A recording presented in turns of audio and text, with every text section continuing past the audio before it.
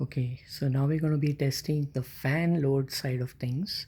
We already tested the light load, which was working. The fan load has a regulator type of switch, a fan regulator. So the voltage should increase as we decrease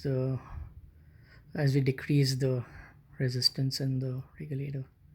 So I'm turning back on the sub panel, and now I'm going to test.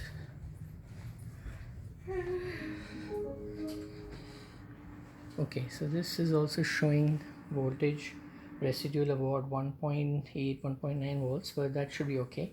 Okay, so now we're going to turn on the regulator. Ready? Yeah, just one at a time. Okay, I did. Two. Okay, is it going more than two? Yeah. Okay, it still stays at 124. Is it going more? And our last position is off, correct? And it's probably not going to go more, right? Yeah. Okay, now go backwards the other way. This is 120, then one more. Okay, hold here. It's still 124. Okay, go back one more.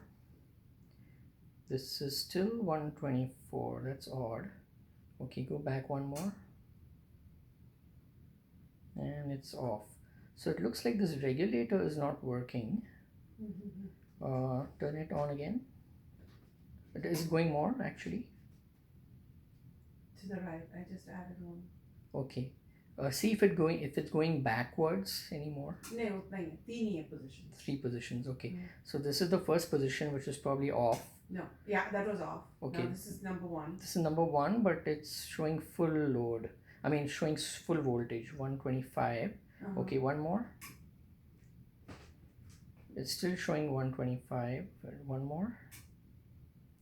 Still showing 125, and one more.